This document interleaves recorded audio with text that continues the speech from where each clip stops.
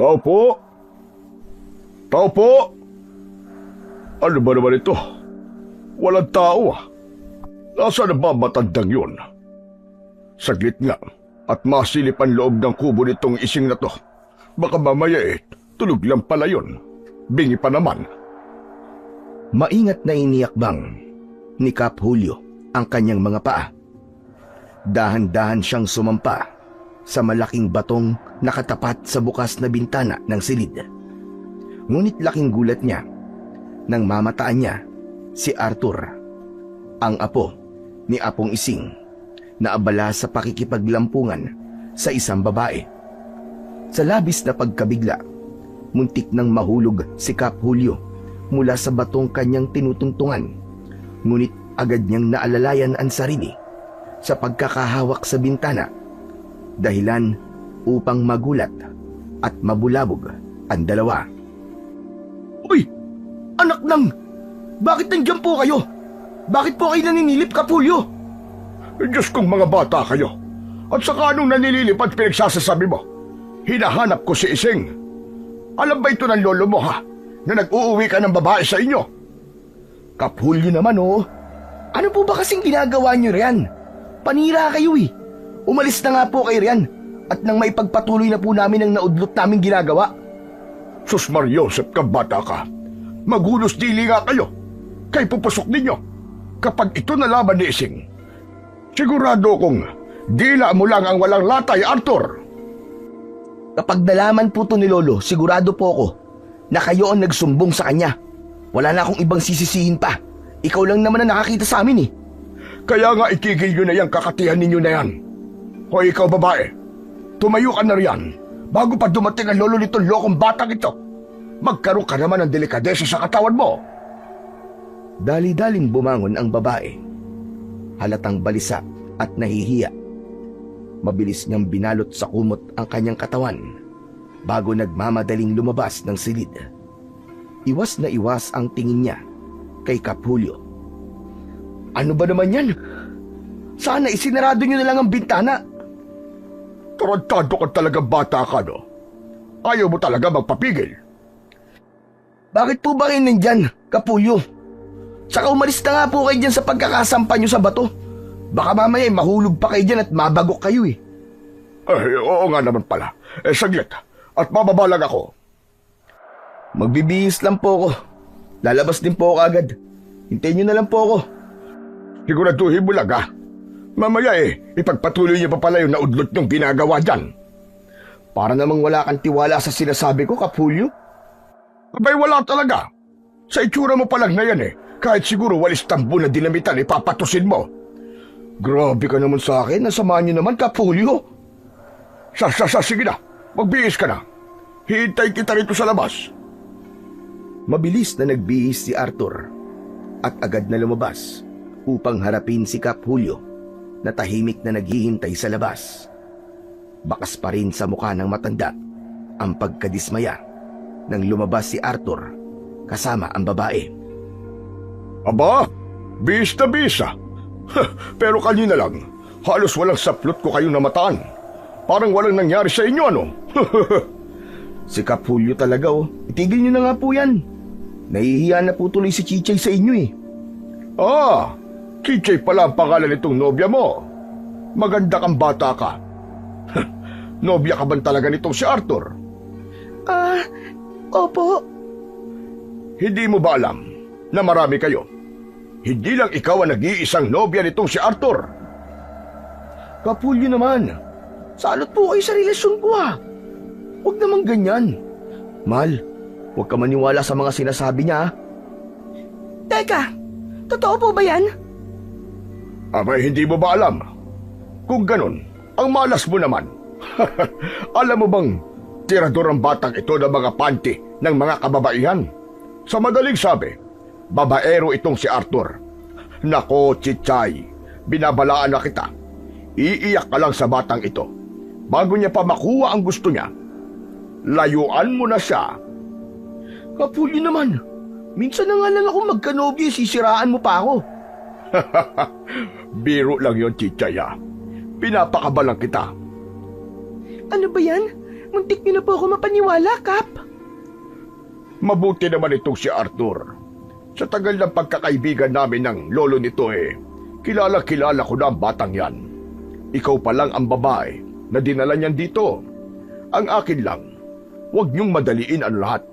Humarap muna kayo sa altar bago kayo gumawa ng bagay na pagsisisihan niyo sa bandang huli.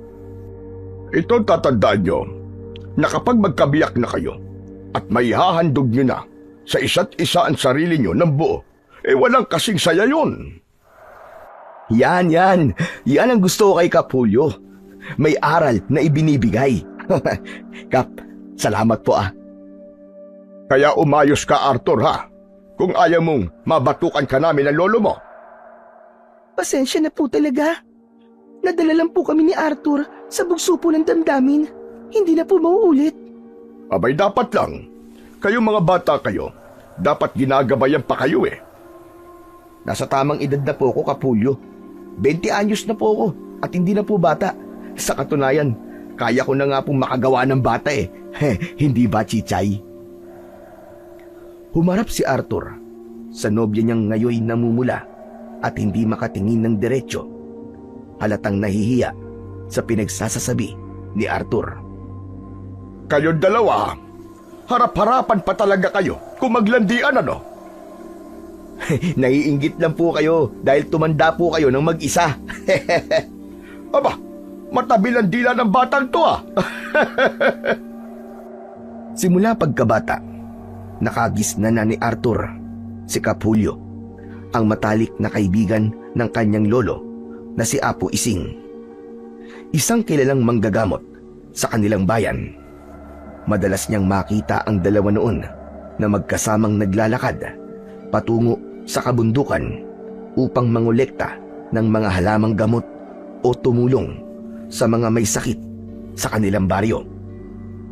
Dahil parehong abala sa Maynila ang kanyang mga magulang, iniwan si Arthur sa pangangalaga ni Apong Ising upang may makasama ito sa probinsya. Sa piling ng kanyang lolo at ni Kap Julio. Minsan, tinuturuan din siya ng mga ito ng sinaunang kaalaman sa panggagamot, mga dasal na panlaban sa mga masasamang espiritu, sa mga nilalang na gumagala sa gabi, at pati sa mga aswang. Ngunit hindi kasimbiyasa si Arthur ng kanyang lolo. Teka Kap, bakit po pala kayo nandito? Nakauwi na po pala kayo galing bakasyon nyo eh. Ang kaso wala po si Apo Ising eh. Pumunta po siya sa kabila pang nayon. May gagamutin daw siya. At baka 1 linggo pa po bago po makabalik yun. Grabe naman paggagamot yan. At 1 linggo siyang mawawala. Mangyaring malayo po kasi. Saka nilakad lang po nila. Kung ganon, 1 linggo ka rin magpapakasayang damuho ka dahil wala ang lolo mo. Baka mamaya ang mga pinagsasasabi nyo ngayon na hindi nyo na uulitin ay maulit na naman. Tapos maya-maya ay magulat na lang ako. Umbok na ang tiyan itong nobya mo. Grabe, sobra naman po kayo sa akin, Kap Julio. Akala nyo naman ganun ako kabagsik. Ginagabayan ko lang kayo nang malagay kayo sa ayos. Teka, sino ba kasama ng lolo mong umalis? Si Mang Mandy po. Ang sabi, matagal na raw po na hindi kumakain ng pagkain natural ang gagamutin po ni lolo. Madalas magwala at ang gusto daw sariwang karne. Naglalaway pa nga daw po tapos namumula ang mata.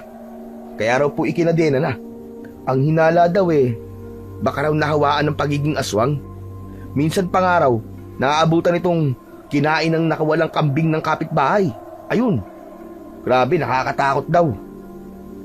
Sana isinama niya rin ako. Hindi man lang dumaan sa bahay ko, pabihira talaga lolo mo. Nung kamakailan ka pa nga po niya pinuntahan, ang kaso, nasa bakasyon ka po nun sa pamilya niyo po sa Batangas.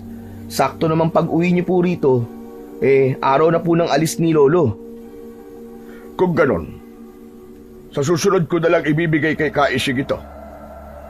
Mula sa kanyang maliit na bag, marahang kinuha ni Kap Julio ang isang nakarolyong papel na may bahid ng pagkasunog. Kap Julio, ano po yan?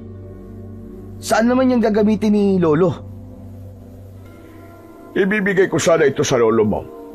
Pero dahil wala naman siya ngayon baka sa susunod na lang.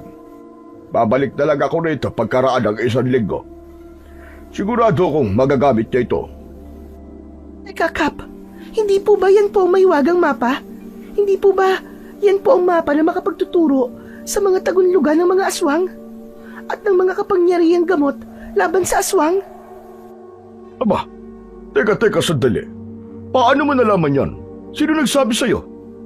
Alam mo ba, naiilan lang ang nakakaalam yan. Lalo na't iniingatan at itinatago itong mapa na to. Nabanggit lang po sa akin ng lola ko ang tungkol po sa bagay na yan. Yan po ba ang kalahati? Ang alam ko po na hati po ang mapa. Ang kalahati po niyan ay pagmamayari ngayon ng mga malalakas na aswang. Kung ganun, baka may kaalaman din ang lola mo sa mga ganitong bagay. Isa rin ba siyang manggagamot? Opo. Manggagamot po siya. Mabuti yan. Maganda kung makakapagsama si Ising at ang lola ni Chichay sa panggagamot. Ano sa palagay mo, Arthur? Oo nga po, magandang ideya po yun. Sasabihan ko po si Apo Ising sa pag-uwi niya. Lalo na ngayon na kaunti na lang po ang manggagamot na kagaya nila Apong Ising sa lugar natin. Hindi ko sigurado. Ayaw kasi makihalubilo ng lola ko eh. Hindi niya gusto, mahiyain kasi siya. Sayang naman kung ganun. Lalo na't kailangan talaga ni Lolo na makakatulong sa mga ganitong bagay. Abay, oo nga naman. Hindi ba't mas magiging epektibo ang panggagamot kung magtutulungan sila? Dahil nagsasama ang kapangyarihan at galing nila sa panggagamot. Pero hayaan mo na. Hindi naman natin mapipilit ang lola mo. Kaya nga naman. O siya, paano po ba yan, Kapulyo? Mauna na kami ni Chichay, ihahatid ko po kasi siya sa paanan ng bukid eh. Pauwi sa kanila, baka mamaya gabihin kami kapag nagtagal pa. Pero hindi kayo natatakot na gabihin nung nasa loob kayo ng kubo at naglalampungan.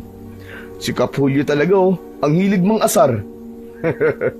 Kaya nga kung gusto nyong hindi mabulabog, siguraduhin yung nakasarado ang bintana. Kapulyo naman, hiyang-hiya na po si Chichay sa inyo. Teka nga, sa paanan ng bukid kayo pupunta? Hindi ba't malayo yun? Doon ka ba nakatira, ha, Chichay? Opo. Akala ko wala na nakatira doon dahil dati sinunog yun dahil naging pugad yun ng mga aswang. O siya, umuwi ka na, baka gabihin pa kayo nitong si Arthur sa daan. Sige po, Kapulyo. Mauna na po kami. Uuwi na rin ako. O ano, Arthur, ikaw lang ba may iwan dito sa bahay nyo? Opo, pero ayos lang naman. Sanay naman na ako eh. O sige, kung ganon, mag-iingat ka. Mag-iingat kayo sa daan. Sige po, Kap. Ingat din po kayo. Nagsimula ng tahakin ni na Arthur at Chichay ang daan pauwi sa bahay ng dalaga. Paminsan-minsan ay napapatingin si Arthur kay Chichay.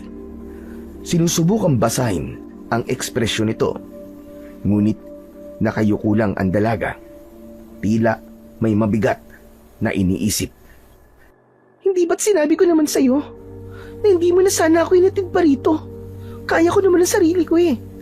Sanay na ako na mag-isa lang na dumadaan dito. Kahit na, Chichay. Siyempre hindi kita pwedeng hayaan na maglakad sa gubat na to na ikaw lang mag-isa, no? Mamaya mapano ka pa eh. At isa pa, narinig mo ba yung sinabi ni Kapulyo kanina? Sabi niya, dati raw, pinamumugaran ng aswang ang lugar na to. Hindi naman ako takot eh. Kung may aswang man, siguradong hindi nila ako gagalawin.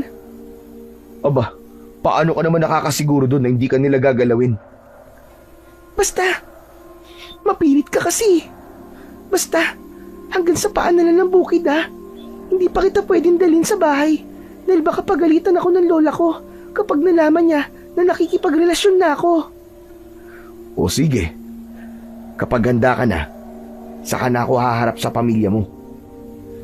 Hindi naman sa hindi pa ako handang iharap ka sa kanila. Ang akin lang, mahirap kasi ang sitwasyon. Yan ang palagi mong sinasabi. Pero hindi mo naman kinaklaro sa akin kung bakit mahirap ang sitwasyon at kung ano ba yung sinasabi mong sitwasyon na yun. Kaya ko naman makisama. At kaya kong patunayan sa lola mo na mahal talaga kita. Huwag ka na nga masyadong magmadali, Arthur. Hinay-hinay lang. Hindi na kasi ako makapaghintay na mapasakin ka na talaga eh. Si Lolo, ayos lang sa kanya na magpakasal na ako. Sigurado ako dyan. Pamilya mo na lang ang problema. Kailan mo ba kasi ako ipapakilala sa kanila? Eh ako nga, hindi pa naman talaga kilala ng lolo mo. Kaya, huwag ka munang atat, okay? Wala kasi si Lolo kanina sa bahay. Kaya hindi kita na ipakilala sa kanya. Sige, sa susunod na linggo, isasama kita ulit sa amin para talagang sigurado na. Sige, susubukan ko, Arthur. Huwag kang mag-alala. Mabait si Lolo. Matutuwa yun na makilala ka. O siya, nandito na pala tayo sa paanan ng bukid. Hanggang dito ka na lang, ha? Huwag mo na akong iatid. Huwag ka na matigas ang ulo. Ano ba naman yan? Nabiti na nga ako kanina eh. Tapos, di mo pa ako pagbibigyan na samahan ka pa uwi sa inyo. Madilim na oh. Mamaya mapano ka pa sa daan eh. Wala ka pa naman din dalang kahit ano. Paano kapag may ahas o mabangis na hayop sa daan? Sige nga. Arthur, huwag ka na makulit. Kapag nakinig ka sa akin, hayaan kitang samahan ako sa susunod. Talaga lang ha? O baka naman sinasabi mo lang yan para hindi ako sumunod sa'yo? Oo nga, isasama kita sa susunod. Pero huwag muna ngayon dahil hindi ligtas. Sige na, umalis ka na bago ka pa nila makita. Teka, sino ba sila? Pamilya mo ba? Bakit gano'n na lang ang takot mo na makita nila ako? Wala, basta. Hindi pa kasi nila alam na tayo ni. Sige na. Umalis ka na, Arthur. Bilisan mo. Grabe. Pinapaalis mo na kagad ako. Wala bang isang halik dyan? Halika na nga, lumapit ka na nga rito para makaalis ka na. Oh, teka. Bakit sa pisngi lang? Gusto ko sa labi. Ano ba naman yan, Arthur? Magrereklamo ka pa eh. Sige na nga. Bago pa man magtagpo ang mga labi ni Chichay at ni Arthur, isang matigas na kamay ang biglang dumakma sa braso ng dalaga at mariing hinila siya palayo. Napaigik siya sa sakit. Dama ang pagkakabaon ng mga kuko sa kanyang balat. Nagulat si Arthur at agad na napalingon. Ngunit dahil sa dilim ng paligid, hindi niya maaninag kung sino ang taong yon. Balot na balot ito ng makapal na balabal at tanging ang galit na mga mata lamang ang kanyang nasilayan. Nandirito ka lang pala, Chichay.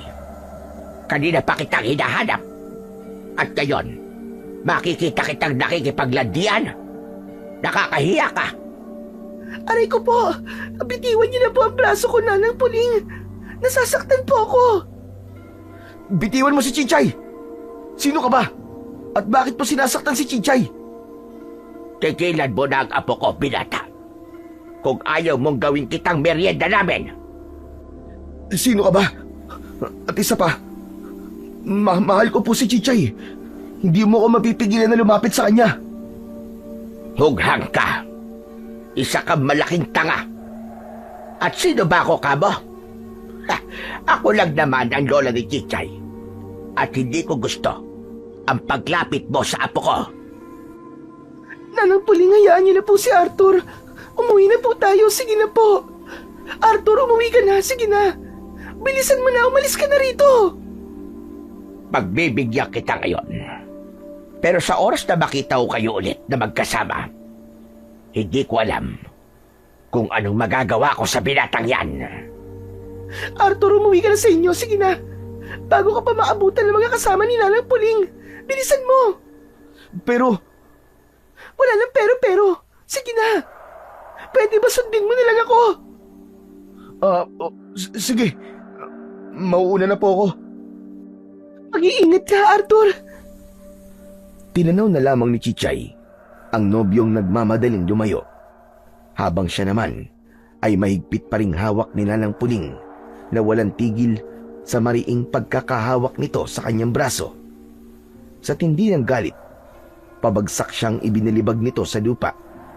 Dahilan upang mapasinghap siya sa sakit at mapahikbi. Ang galing mo rin talaga, Chichay, ano? Alam mo naman kung gaano ang galit ko sa mga tao. Tapos ngayon, makikipagrelasyon ka? Pinapainit mo ba ang ulo ko? Nalalagya ka ba? Alam mo naman kung ano ang ginawa ng mga yan sa nanay at tatay mo.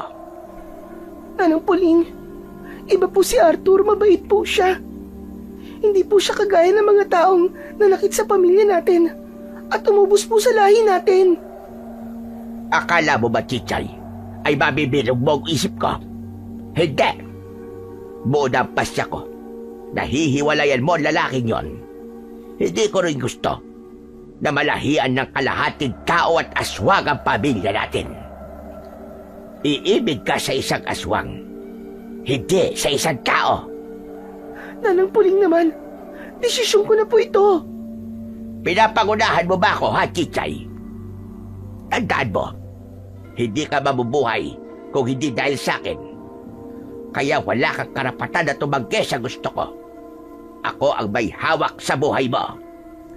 Pero, sawa na po ako sa ganito, Nanang Puling. Ayoko na po ng ganito. Gusto ko naman po maranasan ng maayos na buhay. Yung hindi kailangan magtago. Kung ganon, alam ba yan ang nobyo mong yon? Na isa kang aswang, na pumapatay ka, at pumupuntirya ng mga tao? Hindi pa po. Pero bala ko naman po sabihin. At alam ko naman na matatanggap po ako ni Arthur. Ilesyonada ka. Walang taong tatanggap sa aswang. Lalo na at ilang tao na ang kinain mo, Chichay.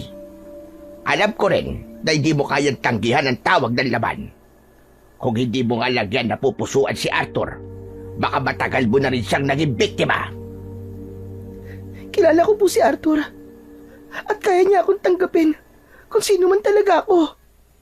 Sige lang, Chichay. Paniwalaan mo ang sarili mo. Hanggang hindi ka natatauhan. Pero hindi ako magagakong hindi ko gagalawin ang si Arthur na yan. Lalo na sa oras na tumanggi ka sa gusto kong mangyari.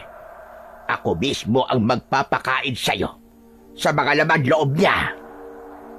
Hayaan niyo na po kami ni Arthur, Lola. Naalala mo po ba ang sinabi mo sa akin tungkol sa mahiwagang mapa? Nakita ko po yun. Nakita ko po ang kalahati sa kaibigan ng lolo ni Arthur. Ano sabi mo?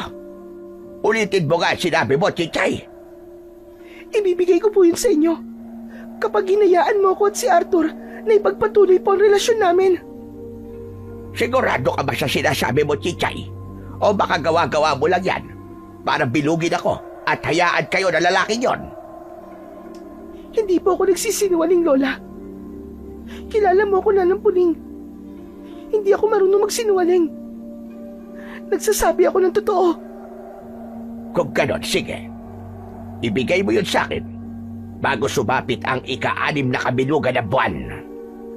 Masusunod po, Nanang Puling. Hihintayin ko lang po na maibigay yun ni Kap Julio sa lolo ni Arthur bago ko yun nakawin.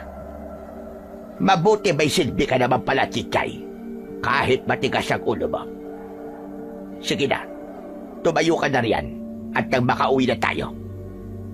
May bago tayong biktima. Alam kong naglalaway ka na, Chichay.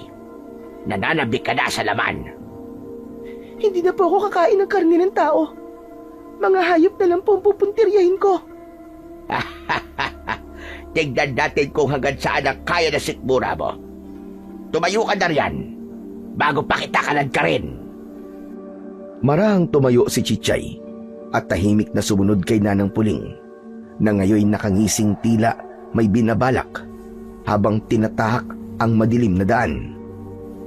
Hindi niya mapigilang mapangiti nang marinig mula kay Chichay na alam nito kung nasaan naroon ang mahiwagang mapa, ang bagay na matagal na nilang hinahanap.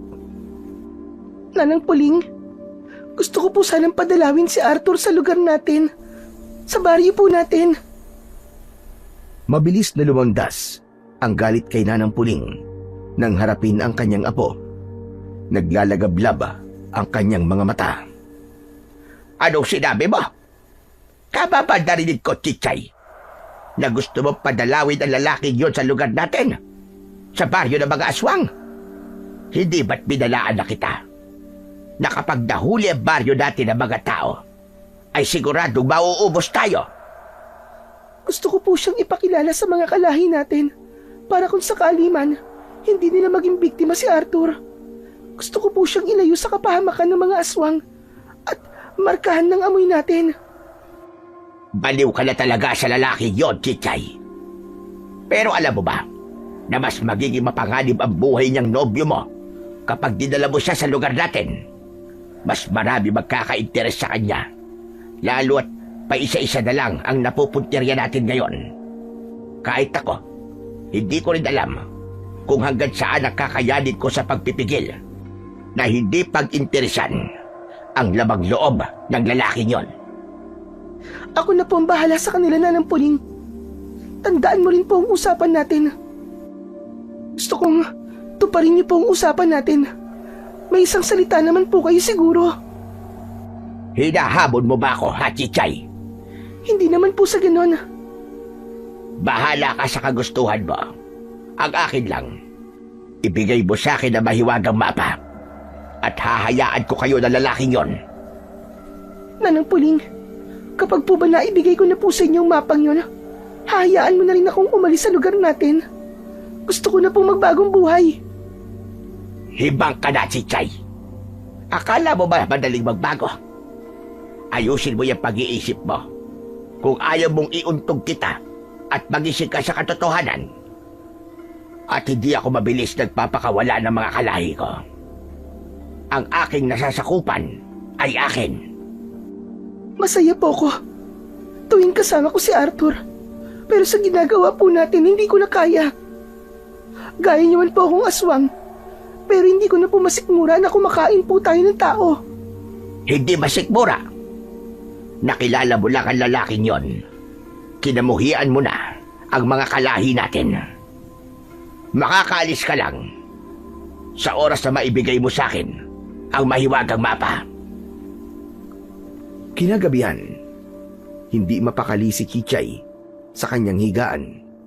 Paulit-ulit niyang pinipilit na matulog, ngunit nananatiling gising ang kanyang diwa. Sa kalaunan ay tumayo siya at sinilip ang silid ni Nanang Puling, ngunit wala roon ang matanda. Isang malamig na kilabot ang gumapang sa kanyang likod, kasabay ng hindi maipaliwanag na kaba. Bigla niyang naisip si Arthur. Nang walang pag-aatubili, lumabas siya ng bahay at nagmamadaling bumaba sa bakuran. Inamoy niya ang paligid. Sinusundan ang bakas ng amoy ng matanda sa lupa. At nang makasiguro, lalo pa niyang binilisan ang kanyang mga kabang, dala ng takot at pangamba sa maaaring mangyari sa binata. Tuso talaga tong si Nanang Puling. Hindi niya tatantanan si Arthur. Wala siyang isang salita. Samantala, sa kabilang dako, si Arthur naman ay panayan silip sa bintana. Hindi mapakali at tila may mabigat na gumugulo sa kanyang dibdib. Hindi niya maipaliwanag ang kaba na unti-unting bumabalot sa kanya. Para bang may malamig na hangin na nagbabadya ng panganib na papalapit. Pakiramdam din niya may mga matang nakamasid sa kanyang mga galaw. Kumusta kaya si Chichay? Baka sinaktan siya ng matandang mina. Nakakainis naman kasi. Gusto niya akong pauwiin kagad. Hindi man lang ako hinayaan na ipagtanggol siya. Napabuntong hininga na lamang si Arthur habang nakatanaw sa labas ng bahay. Madilim ang paligid at tanging ang liwanag lamang ng buwan ang nagbibigay liwanag sa katahimikan ng gabi. Hindi niya maiwasang mapansin ang kakaibang ingay ng mga aso. Panay ang alulong. Tila may nararamdamang presensyang hindi pangkaraniwan. Ay nako, matulog ka na nga, Arthur. Tinatakot mo lang ang sarili mo eh. Akmang isasara na ni Arthur ang bintana nang bigla niyang maramdaman ang malamig at magaspang na kamay na dumampi sa kanyang palapudsuhan. Napapitlag siya at halos hindi makagalaw nang ang mahabang kuko ay bumaon sa kanyang balat. Nanlumo sa takot si Arthur nang makita sa labas ng bintana ang nakasampang isang nilalang. Itim na itim ang balat, nababalot ng makapal na balahibo at nagliliyab sa pulang liwanag ang mga mata. Sa bawat paghinga nito ay may kasamang mahinang ugong at masangsang na amoy. Kumintab rin ang mahahabang pangid na mas lalong nagpakaba sa kanya. Nasasabi ko sa iyong laman. Matagal na rin ako hindi nakakatikim ng binata. Aswang! Aswang, tulong! Tulungan niyo ako, mga kapitbahay! Gumising kayo, tulong! May aswang! Walang makakarinig sa'yo. Wala nang makakatulong. Ginamit ko na ang aking kapangyarihang pangikil. Isang sumpang kayang pahintuin ang sino magkagalaw laban sa akin. Nasa ilalim na sila ngayon ng aking puwersa. At wala kang magagawa kundi sumigaw habang ikaw ang panghimagas ko ngayong gabi. Aswang! Lumayo ka! Lumayo ka, halimaw!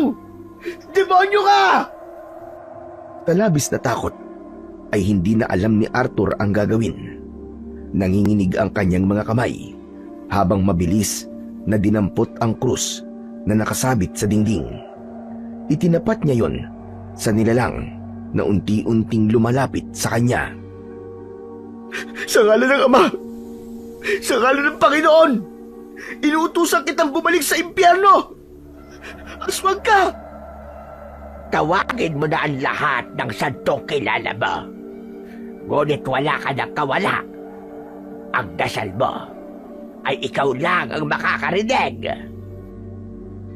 Ganun? Akala mo ba? Natatakot ako sa'yo! Hindi ako natatakot sa'yo! Hindi mo ako maluloko. Tunay kang natatakot. Naaamoy ko yun sa'yo. Isa kang duwag. Lumundag ang aswang patungo sa higaan ni Arthur. Kasabay na umalingaw-ngaw ang malakas na kalabog. Napaatras si Arthur sa matinding takot hanggang sa mapasalampak siya sa sahig. Nanginginig man, mabilis siyang gumapang at nagsumiksik sa sulok ng silid. Niyakap niya ang krus sa kanyang dibdib habang pinagmamasdan ang nilalang na dahan-dahang lumalapit sa kanyang direksyon. Naglalaway ito at walang sawang humahalakhak na parabang demonyo na siyang nagpapatindig balahibo sa kanya.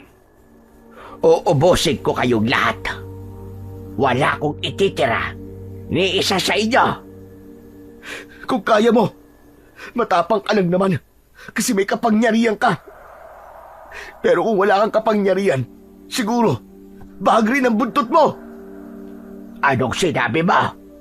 Ang sabi ko, isa kang malaking salot sa mundo. Kayong mga aswang kayo.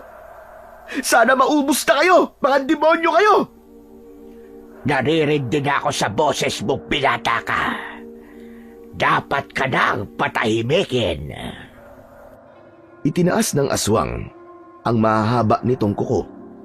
Kumikislap yon sa liwanag ng buwan habang handa ng butasin ang dibdib ni Arthur.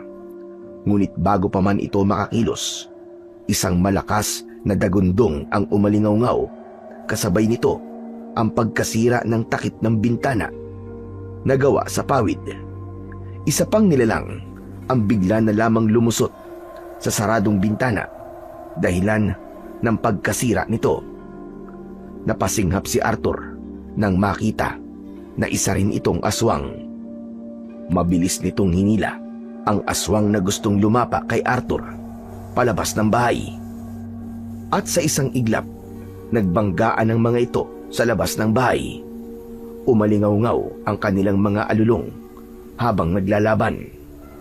Matinis sa pandinig ni Arthur ang mga kalabog ng matitinding suntok at kagat ng dalawang aswang mula sa kanilang labanan. Nagtataka siya kung bakit naglalaban ang mga ito, gayong pareho lang naman silang aswang. Hindi tuloy alam ni Arthur kung tinutulungan ba siya ng bagong dating na aswang o isa lamang itong panibagong panganib. Nanginginig pa rin siya sa takot at halos hindi makapaniwala sa nagaganap ng mga sandaling yon. Dali-dali niyang kinuha ang itak na nakatago sa ilalim ng kama. Ang itak na minsang ibinigay sa kanya ng kanyang lolong si Apong Ising, na may kakayahang magpahina sa mga nilalang ng dilim dahil sa taglay nitong dasal mula sa sinaunang tagapagmana nito. Noon niya lamang napagtanto na sa gabing yun, magagamit na niya ito. Mga aswang kayo! Magsialis kayo sa lugar namin! Mga walang hiya kayo! Bumalik kayo sa impyernong pinanggalingan ninyo! Dali-daling lumabas si Arthur sa wasak na bintana. Habol ang hininga at puno ng takot ang dibdib nang makita niya na nakatalikod at abala sa paglalaban ang dalawang aswang. Walang pag-aalinlangan niyang itinaas ang itak at buong lakas na itinaga ito sa likod ng aswang na gusto sanang lumapa sa kanya. Napasigaw ang aswang sa sakit. Ang tinig nito ay umalingaw-ngaw sa paligid na para bang kulog. Walang hiya ka! Kapag nahuli kita, sisiguraduhin kong magkakalasog-lasog ang buto mo! Nanlaki ang mga mata ni Arthur nang bumaling sa kanya ang aswang na mabilis na umatake. Ngunit bago pa man makakilos, mabilis na sumulpot at pumigil sa kanya ang isa pang aswang, at yun ay si Chichay, na galit din. Nalaman ni Chichay na patungo si Nanang Puling sa direksyon ni Arthur. Sinundan niya ito matapos maamoy ang mga bakas ng paa at halimuyak ng dugo ng binata. Tumigil ka! Dapat sa akin ka umanib at hindi sa taong ito! Hindi! Poprotektahan ko siya! Ako ang makakalaban mo sa oras na saktan mo siya! Wala kang isang salita! Hindi ba nangako ka na sa akin? Nangako! Hindi! Wala akong panghahawakan salita. Kaya kong hanapin ang banal na papa ng ako lang na hindi ka na kailangan pang inutil ka. Teka, ano itong... Aray! Leche! Anong ginawa mo sa akin? Anong ginawa mo sa likod ko? Yan ang bagay sa'yo, loko ka! Demonyo ka! Akala mo ba, normal lang na itak ang itinaga ko sa likod mo? Isa tong banal na itak! Sige, sa ngayon, tatanggapin ko ito bilang isang pagkatalo. Pero tandaan mo, babalik pa ako! Babalik ako! Mabilis na tumalon-talon ang aswang palayo. Iniindaan sugat sa likod na patuloy na tumatagas ang malapot at maitim na likido. Samantala, humarap si Chichay kay Arthur. Dahan-dahan siyang lumapit. Mabigat ang kanyang bawat takbang. Si Arthur naman hindi mapakali. Hindi niya alam kung dapat ba siyang tumakbo. Hindi niya namumukaan si Chichay dahil sa kakaibang anyo nito. Ikaw, anong pakay mo sa akin, aswang ka? Lumayo ka sa akin bago pa kita mataga! Hindi sumagot si Chichay at tanging iling lamang ang ginawa. Kung wala kang pakay, bakit nandito ka? Sinabi ko sa'yo, huwag ka lalapit sa akin. Kung ayaw mong igaya kita sa isang aswang na yon, lumayo ka! Nagpatuloy lamang sa mabagal na paglakad ang aswang na si Chichay habang nakatitig kay Arthur. Nang makalapit, marahan niyang hinaplos ang mukha nito gamit ang mahahaba niyang kuko. Bago pa man makapagsalita si Arthur, bigla na lang itong tumalikod at nagmamadaling tumalon palayo. Tarantadong aswang yun ah! Para bang Gusto pa yata ako. Pinagdanasaan ba naman ako? Pero, kung sa bagay, sino ba namang makakatanggi sa alindog ko, di ba? Ang hirap talaga maging gwapo. Makapasok na nga lang ulit sa loob ng bahay. Baka mamaya, bumalik pa yung mga pangit na aswang na yun eh. Buong gabi, halos hindi makatulog si Arthur. Paulit-ulit niyang iniikot ang tingin sa paligid. Bawat kaluskos at huni ng kuliglig ay nagdadala sa kanya ng kaba. Takot siyang baka bumalik ang mga aswang at muli siyang gawing puntirya. Kaya kinaumagahan, pagbungad pa lang ni Kap Julio sa pinto, agad niyang napansin si Arthur na namumugto ang mga mata at may makapal na eye bags. Halatang walang tulog. Oh, anong klaseng mukha yan, Arthur, ha? Ano ba nangyari sa'yo? Bakit parang wala kang tulog? Dinaig mo pa nagbantay sa sanlibutan, ha? Wala naman talaga akong tulog, Kap eh. Naku, Kap Julio, hindi ka maniniwala sa nangyari sa akin kagabi. Aba, bakit? Ano ba nangyari sa'yo? Para maging mukha kang ganyan. Awa naman kayo ng tawa, Kap. Pero kahit ganito naman ako eh, gwapo pa rin ako, no? Di naman siguro magkakagusto sa akin si Chichay kung hindi ako maalindog, no? Maalindog ka dyan. Baka hambog ka mo. Ikaw ang kapal talaga ng apog mo, ano, Arthur? Sige na nga, sabihin mo na lang kung ano nangyari sa'yo. Kagabi raw narinig ka ng mga kapitbahay mo na sumisigaw ka, kaya nga ako nagpunta rito sa'yo para kumustahin ka. Anak ng, kita mo na ang mga yan. Narinig naman pala nila ako na sumisigaw. Bakit hindi man na sila lumabas? Ang sabi nila, hindi raw sila makabangon at parang may kung anong enerhiya ang pumipigil sa kanila. Oo nga pala, no? Yun na nga eh. Kap, ginambala ako ng mga aswang kagabi. Yung isang aswang, balak sana akong gawing pagkain. Buti na lang, dumating ang isa pang aswang na mukhang natipuhan ako, Kap. Alam mo ba, Kapulyo, iniligtas din ako ng aswang na yun dun sa aswang na gustong kumain sa akin. Hindi ka panipaniwala, no? Parang pelikula nangyari kagabi, no? Teka. Paano mo naman nasabi yan? Na baka may gusto sa'yo yung aswang? Abay, alam mo bang hinaplos ang mukha ko bago umalis? Ramdam na ramdam ko talaga na na-inlove sa akin ang aswang na yun. At ano, huwag mo sabihin sa akin na parang gusto mo pang patusin ang aswang na yun. Nako, maghunos dili ka, Arthur. Aminado ako, Kap, na sexy yung aswang na tumulong sa akin. Ang ganda ng hulma ng puwet niya, malaki at matambok. Pero hindi ko ipagpapalit sa mukha ng halimaw na yun ang maamong mukha ng Chichay ko, no? Yun naman pala eh. Kay Chichay ka pa rin uuwi. Ang kaso, Kap. Oh, bakit? Parang nalungkot ka bigla.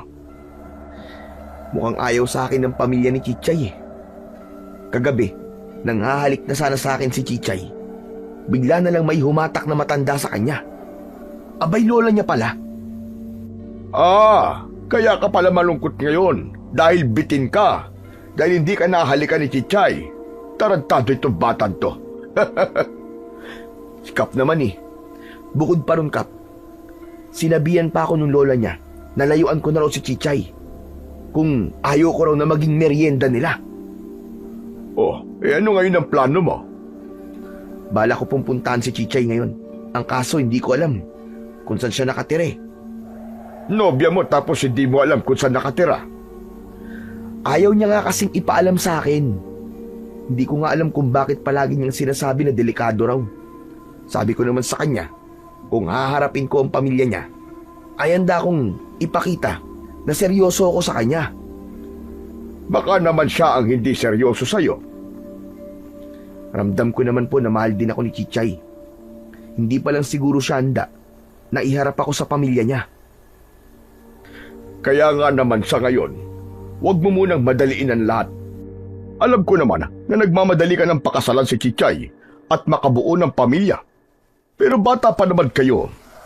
Kilala ko rin si Ising at siguradong may basbas ka na mula sa kanya. Eh yung basbas niyo po.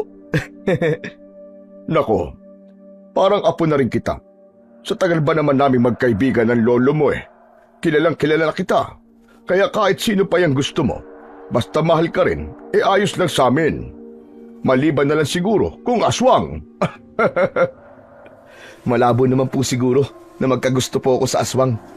Abay dapat lang. Gagawa ka na lang din ng lahi sa aswang pa. Baka mamaya magising ka na lang na kinakain ka na. Bakit naman po ako matatakot na kainin, Kap? Masarap po yun. Halika nga rito nang mahambalos kitang bastos kang bata ka. Ay nako, kung ano-ano iniisip mo. Biro lang po, Kap. Kailan ba uuwi si Ising?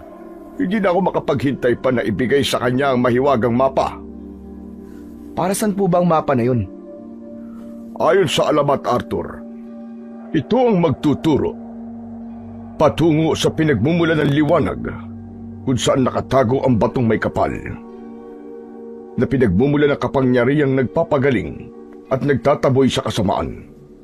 Ang mga aswang na dating mga nilalang din ng liwanag bago sila isinumpa ay nagnanais na makuha ang mapa upang baligtarin ang sumpa at angkinin ng kapangyarihang yun para sa kanilang sarili. Kapag napasa kamay nila ito, maaari nilang baluktutin ang kapangyarihan ng liwanag at gawing itim na mahika upang mas maging makapangyarihan at hindi mapatay ng tao o ng mga manananggol. Dahil dito, itinagong mabuti ng mga manggagamot ang mahiwagang mapa.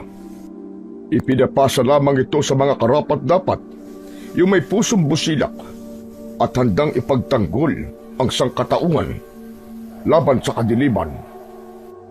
Sana sa susunod na araw makauwi na po si Apo Ising para malaman niya na ang tungkol dito.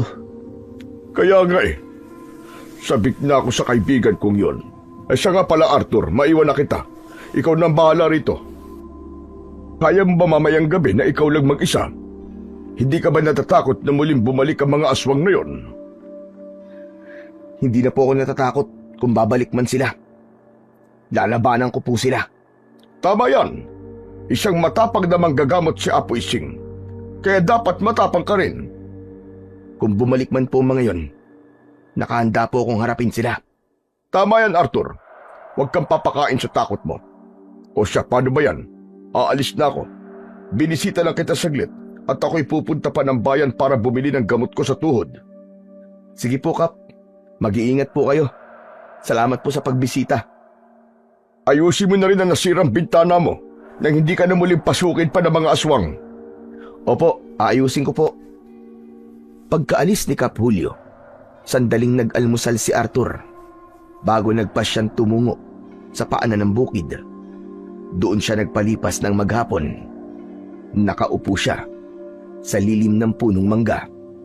Tahimik na nakatanaw sa masukal na daan patungo sa bahay ni Chichay. Umaasa siyang muling masisilayan ang dalaga. Ngunit habang lumilipas ang oras, walang Chichay ang dumating. Unti-unting napawi ang kanyang pag-asa.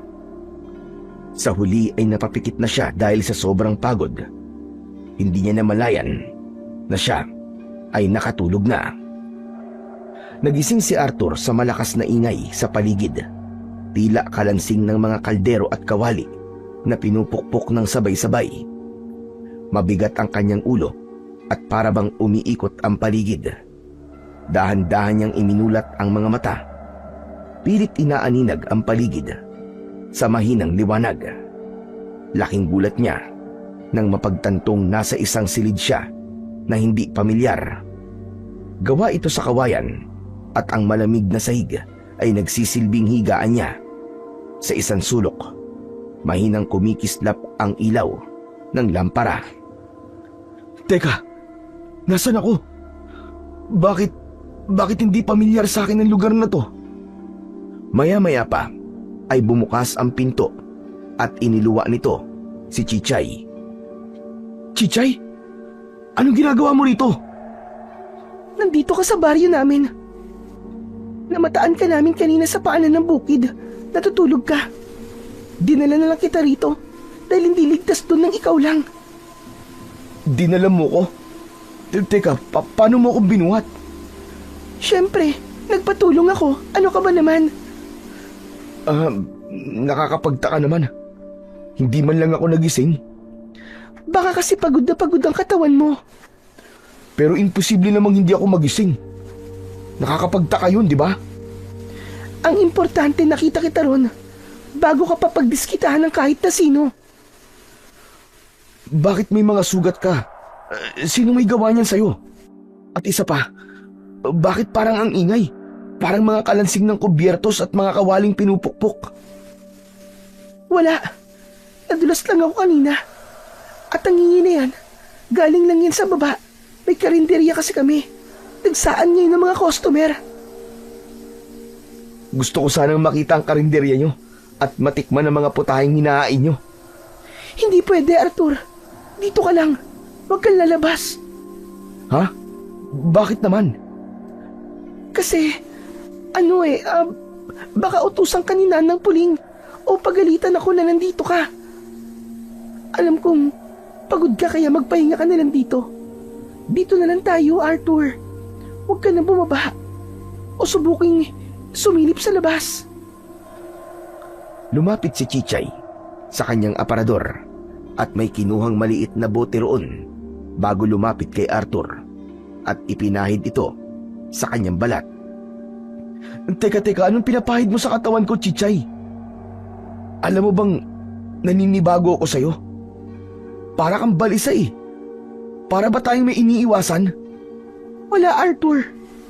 Huwag ka na lang makulit. Pwede ba yun?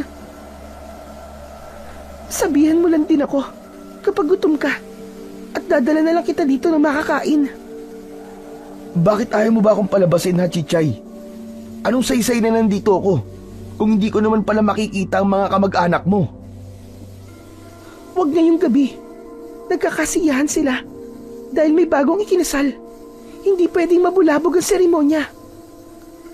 Ganun ba? Sige, kung yan ang gusto mo. O baka naman, ikinakahiya mo lang ako. Ano ka ba, Arthur? Hindi kita kinakahiya. Kung alam mo lang. O sige, bukas ipapakilala kita sa kanila. Sa umaga na lang. Okay. Sana naman totoo na yan, ha? Gusto kong formal na mahingi ka sa kanila. Gusto ko rin na ipagpaalam na papakasalan kita. Hindi mo yan pwedeng banggitin, Arthur. Bakit naman? Basta, huwag na marami pang tanong. Sa ngayon, sundin mo na lang ako. Sa susunod ko na ipapaliwanag sa'yo. Kaya ko na. Sige, sinabi mo eh. Hindi ka ba nagugutom? Nagugutom na nga ako eh. Almusal lang kasi ang kinain ko kaya kanina pa kumukulo ang sikmura ko.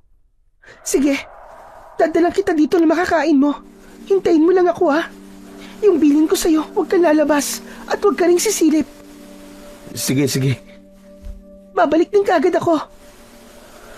Tumango na lamang si Arthur sa kanyang nobya. Bagamat hindi pa rin mapakali ang kanyang isipan. Bakit nga ba ayaw ni Chichay na ipakilala siya sa mga kamag-anak nito ngayong gabi?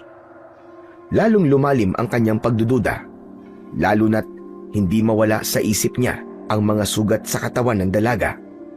Malalalim, mahahaba, at tila hindi gawa ng pangkaraniwang aksidente lang.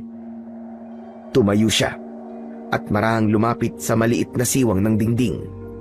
Sinilip niya sa labas. Madilim ang paligid at tanging liwanag ng apoy mula sa mga sulo ang nagsisilbing ilaw sa baryo. Walang kuryente at tila napakalayo talaga sa kabiasnan. Pero sa kabila ng dilim, naaaninag niya ang mga tao sa labas na nagkakasiyahan at nagtatawanan. Kumakain sa mahabang lamesa. Hindi niya alam kung ano ang nasa pinggan, pero may kakaibang pakiramdam siya. Biglang nakarinig si Arthur ng mga yabag papalapit sa silid. Dali-dali siyang umurong at bumalik sa kanyang pwesto. Pinilit itago ang kaba. Ilang sandali pa, bumukas ang pinto at pumasok si Chichay. May dalang mangkok ng kanin at pinakulo ang okra. Akala ko ba may kasal? Bakit walang karne? At isa pa, di ba, sabi mo may karinderya kayo? Huwag ka na magreklamo. Di hamak na mas masarap naman ang gulay kumpara sa karne. Tama ka nga naman. Chichay, nasan pala ang lola mo? Gusto ko lang humingi ng paumanhin sa kanya. Matapos ko siyang masagot-sagot nung magkita kami. Hayaan mo na yun. Wala na yun sa isip niya.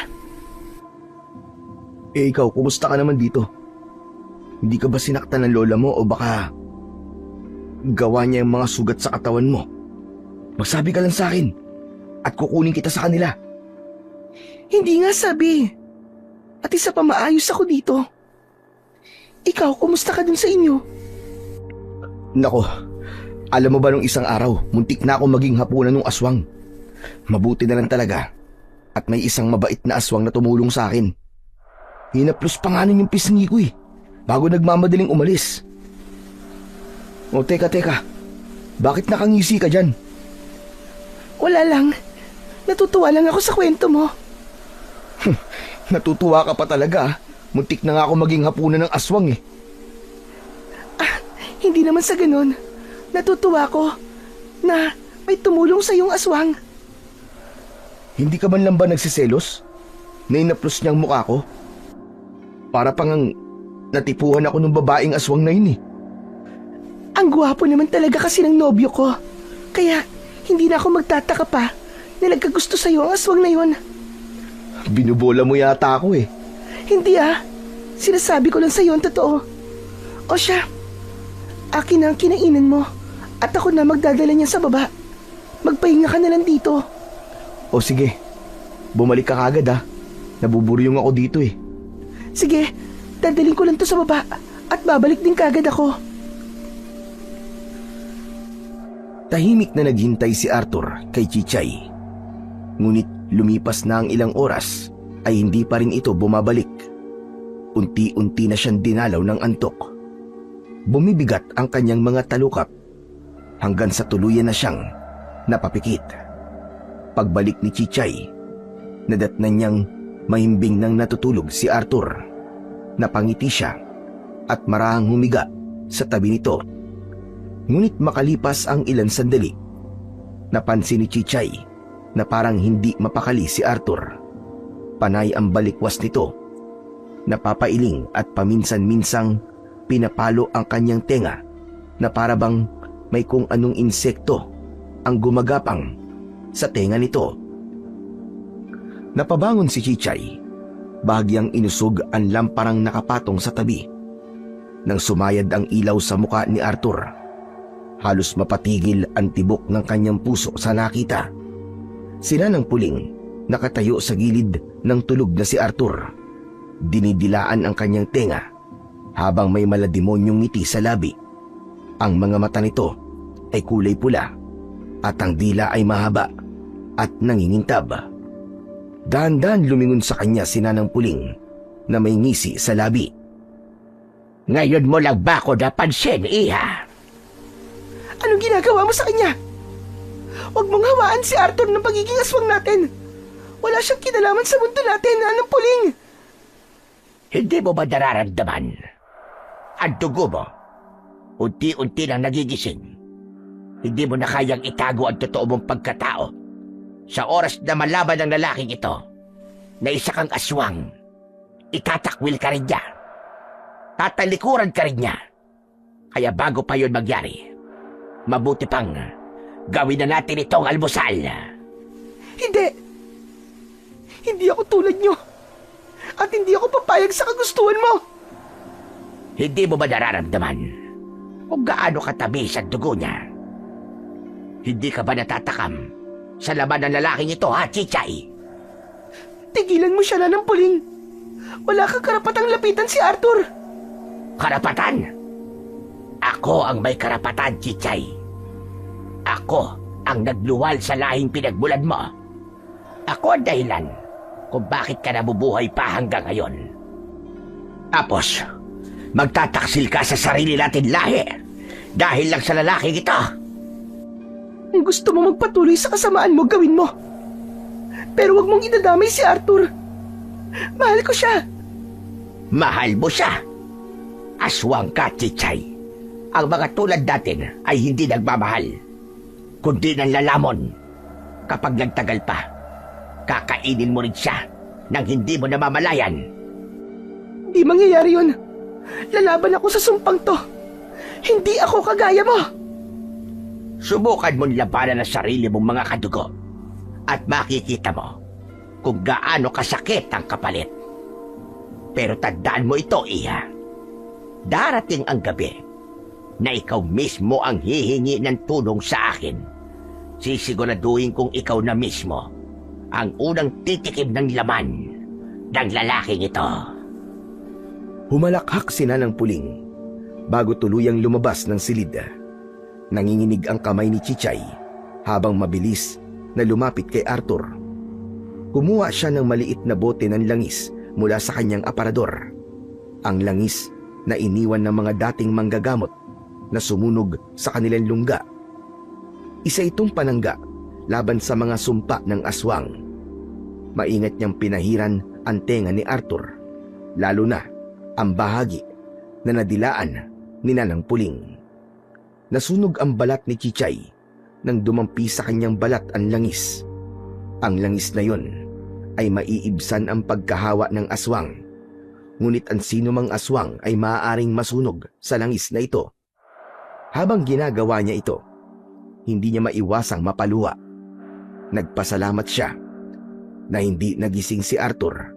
Marahil ay ginamitan nito ng puwersa ni Nanang Puling. Patawarin mo ko, Arthur. Hindi mo alam kung gaano kapanganib ang paglapit mo sa akin. Pero hindi ko sila hahayaan kahit buhay ko pa ang maging kapalit. Pagkatapos ay marahan niyang pinunasan ang sariling luha. Saka umupo sa tabi ng binata. Pinagmamasdan niya ito habang mahigpit na hawak ang bote ng langis na tanging sandata niya laban sa kadiliman na nag-uugat sa sarili niyang dugo. Kinabukasan, maagang nagising si Arthur. Agad niyang napansin na wala si Chichay sa kanyang tabi, kaya marahan siyang tumayo at lumabas ng silid. Sa labas, sinalubong siya ng malamig na simoy ng hangin, ngunit may kung anong bigat sa paligid. Mula sa di kalayuan, namataan niya si Chichay na nakikipag-usap sa isang matangkad na lalaki. May hawak itong sako na may bakas ng dugo.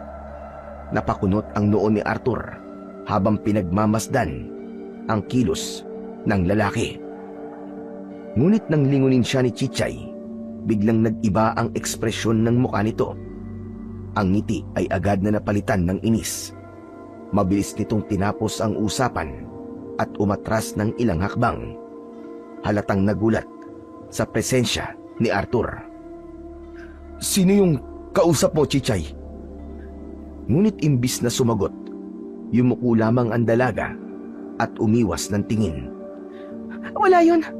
Taga dito lang din sa baryo namin. Nagtanong lang sa akin. Bakit ka lumabas?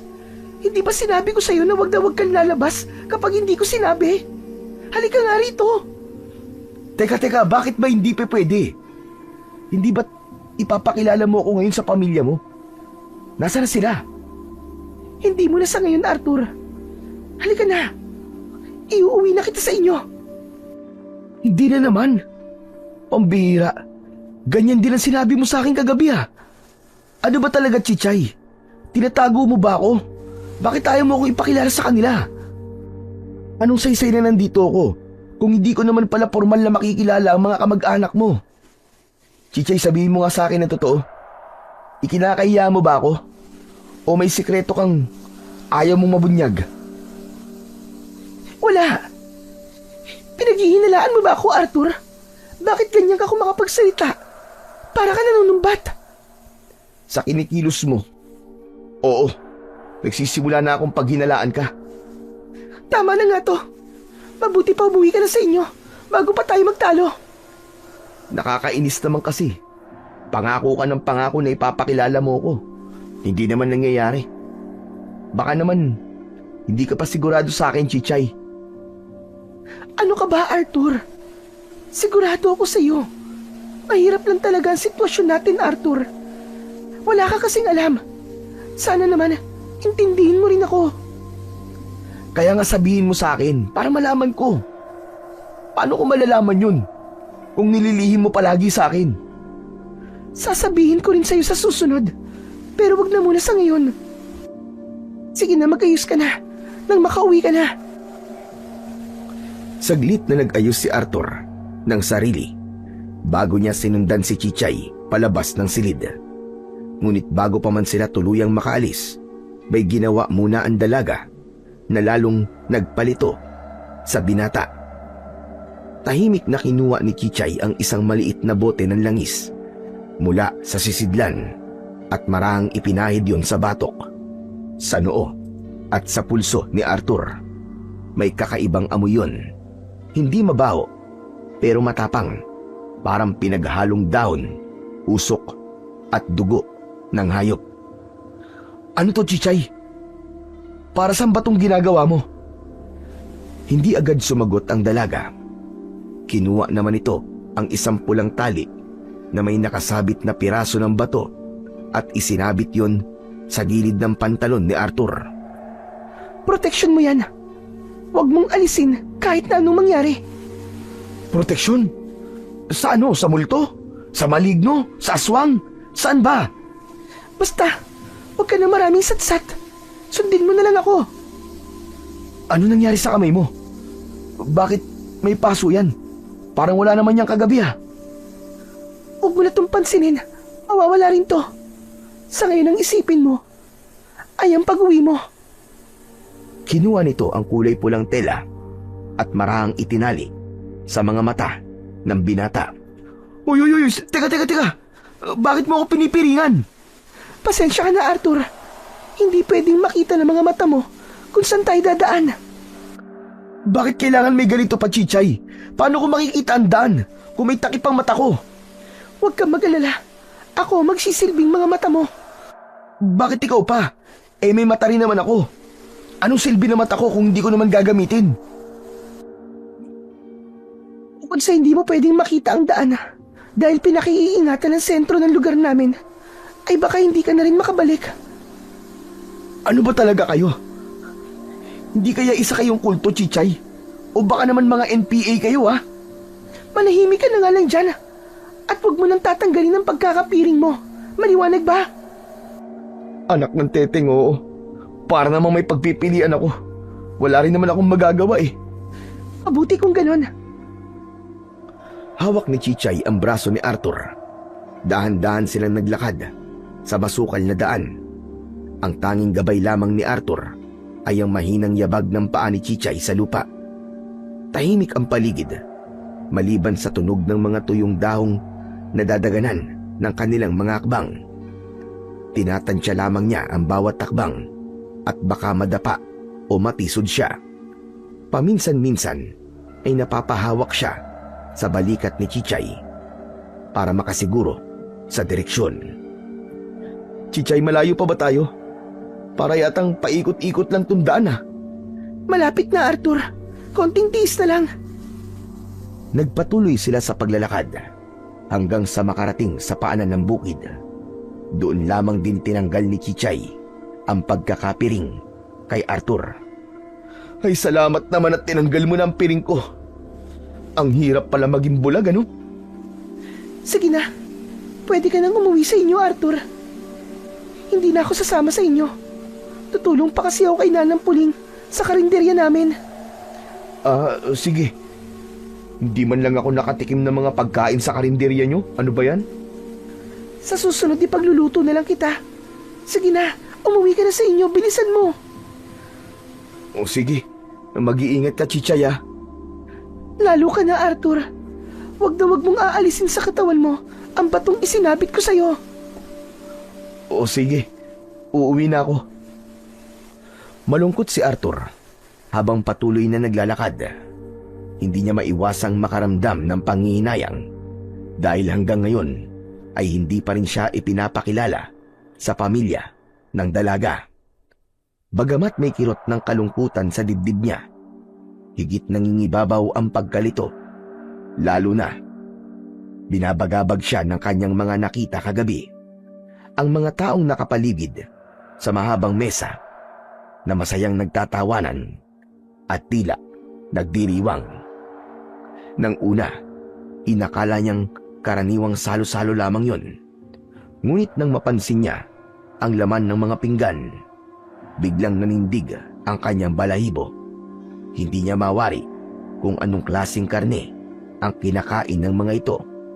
Ngunit malinaw sa kanyang paningin, hindi pa yun naluluto. Mamasa-masa pa ng dugo. Pinilit niyang alisin sa isip ang nakita.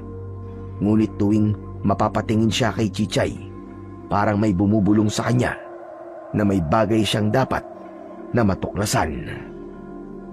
Oh, mabuti naman at nakauwi ka na, apo ko. Nag-aalala ko sa'yo kagabi. Hindi ka na nakauwi. Apoy Sing! Aba, mabuti po't napaaga po ang uwi nyo. Akala ko po sa susunod na araw pa po kayo uuwi. Mabuti nga at gumaling na kagad ang ginagamot namin doon sa kabilang bayan. Sa awa ng Diyos, nalunasan namin ang hawa ng aswang. Ako nga po, Apong Ising, muntik na po ako maging kwento. Hindi ka maniniwala sa sasabihin ko. Bigla na lang po akong sinalakay ng aswang dito. Mabuti na lang po talaga, may aswang po na tumulong sa akin. Ano ka mo? Ano sabi mo, Arthur? Yun nga po, muntik na po ako mapatay ng aswang. Laking pasasalamat ko na lang po at may isang aswang po ang dumating at iniligtas po ako. Anak ng teteng, sumasalakay na naman pala sila. Akala ko, dati na silang naubos. Pero lo, nagamit ko naman po yung itak na ibinigay niyo po sa akin eh. Tinaga ko po yung aswang. Siguradong ininda niya ang sakit nun. Ngunit kung biyasa rin ito at may angking kapangyarihang itim, siguradong mabilis niya lamang mapapagaling ang kanyang sugat. Ang tanong sinong aswang ang tumulong sa'yo at bakit ka naman niya tinulungan? Kilala ko ang mga aswang. Hindi sila tutulong kung hindi sila konektado sa'yo. Wala ka bang naging kaibigan na aswang o naging kakilala? Naku, wala po, Apo Ising. Pero alam ko na may pinasok ang aswang rito. Inamoy ko ang higaan mo at naiwan ang bakas niya. Para bang nagtabi kayo dahil naghalo ang amoy ng tao at amoy ng aswang. Baka dahil nga po yun sa mga aswang na pumasok po dito sa bahay natin. Yung isa, lumundag po siya mismo sa higaan ko eh. Akala ko nga po katapusan ko na eh. Kung hindi pa po dumating yung isang aswang, baka patay na po ako ngayon. Pero hindi ko rin po alam kung tinulungan ba ako nun o gusto rin akong patayin. Di ko nga po alam kung bakit ako po ang pinupuntirya nila. Kahit ako, hindi ko rin alam kung bakit ikaw ang pakay nila. Huwag kang mag-alala, Apo. Simula ngayon, lalagyan ko ng batong harang na may orasyon at gamot ang palibot ng ating bahay. Nang sa ganon, hindi agad makakapasok ang hindi kagaya natin. Ay siya nga po pala, Apo Ising. Nagkita na po ba kayo ni Kapitan Julio? Hindi pa. Pero balak kong puntahan siya mamayang gabi. Sasama po ako. Ayoko pong maiwan na mag-isa rito. Saan ka ba pumunta? At hindi ka nakauwi kagabi? Hinintay ko po kasi si Chichay, Apo Ising, dun po sa paanan ng bukid. Yung nobya ko po. Nakatulog po ako sa paghihintay sa kanya nang magising po ako. Nasa loob na po ako ng silid niya. Ang nakapagtataka lang po, hindi ko man lang po namalayan na dinala niya ako ron. At nang umuwi na po kami, piniringan niya po ang mata ko. Ang sabi po niya, pinakaiingatan daw po nila ang lugar nila. Teka, paanan ng bukid? Hindi ba't matagal nang abandonado ang lugar na yon? Dating pinamumugaran ang lugar na yan ng mga aswang. Malabo naman po siguro na maging aswang si Chichay. Nakikihalubilo po siya sa tao at mabait po si Chichay. Hindi naman lahat ng aswang, Arthur, ay masama ang hangarin. May iba ring aswang ang may mabuting puso. Pero hindi ko naman sinasabi na dapat kang magpakampante. Si Apo Ising talaga Malabo po yan. O siya, pumasok ka na at alam kong Hindi ka pa nakakapag-almusal. Pagsapit ng 6:00 ng gabi, nagsimula ng maghanda tina Apo Ising at Arthur upang magtungo sa kubo ni Kap Julio. Bitbit nila ang lamparang bigas at ilang halamang gamot na pangkaraniwang gamit nila tuwing bumibisita sila roon. Ngunit ngayong gabi, may kung anong kaba sa dibdib si Apo Ising na hindi niya maipaliwanag. At kahit si Arthur ay tahimik lamang. Pagkarating nila sa kubo, agad silang natigilan. Tahimik ang buong paligid. Pasyadong tahimik. Wala ang karaniwang tunog ng mga manok. Nakapatay ang ilaw sa loob ng bahay ni Kap Julio at may bahagyang sira ang pintuan nito. Nang lumapit sila, napansin ni Arthur ang gulo sa paligid ng bakuran. Basag at nagkalat sa lupa ang mga paso ng mga bulaklak ni Kap Julio. Ang ilan ay tila nadaganan o natapakan ng mabibigat na paa at ang bakod ay may mga bakas ng tila matatalas na kuko. Maging ang kulungan ng manok ay sira rin. Apo Ising, parang may nangyari po dito Halika, sundan mo ko. Pumasok sila sa loob ng kubo ni Kap Julio at namataan doon ang matanda na nakahandusay at may malaking sugat sa gilid ng bewang. Ano nangyari sa'yo, Julio? Ikaw ba yan, Ising? Ising, tulungan mo ko. Huwag ka muna magsalita at gagamutin ko ang sugat mo. Arthur, buksan mo ang ilaw. Opo! Inuha ni Apong Ising ang mga halamang gamot na dala niya. Isa na rito ang dahon ng alibon. Ganun rin ang ugat ng luya at ilang tuyong dahon ng sampa-sampalukan. Maingat niya itong pinagsama sa kanyang palad at marahang dinurog gamit ang kanyang hinlalaki habang pumikit at nagdasal ng taimtim. Mahina ngunit mariin ang tinig ni Apo Ising habang binibigkas ang mga sinaunang salitang tanging mga manggagamot lamang ang nakakaalam. Dasal ng pagtaboy sa masasamang espiritu. Panalangin ng liwanag laban sa dilim. Sa ngalan ng mga ninuno at tagapagbantay ng lupaing ito, tabunan ng liwanag ang bakas ng dilim at ang mga aninong nagkukubli sa gabi, itaboy pabalik sa kanilang pinagmulang lagim. Pagkatapos ng dasal, marahang ibinuga ni Apo Ising ang hangin sa mga dinurog na dahon at ikinalat ito sa paligid ng sugat ni Kap Julio. Maya-maya lamang, kumipot na ang sugat nito. Mabuti naman at nakarating ka, Ising. Kung hindi ka dumating, baka namatay na ako. Ano ba nangyari sa'yo? Sinugod ako ng aswang at hinahanap sa akin ng banal na mapa. Gusto niya kunin.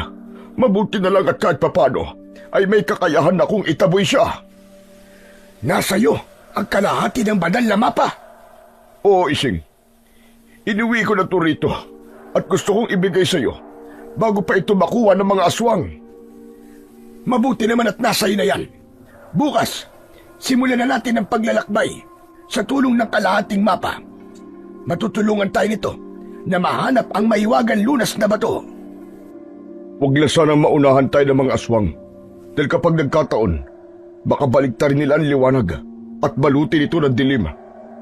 Huwag kang mag-alala dahil hindi natin ito ibibigay sa kanila kahit na anong mangyari.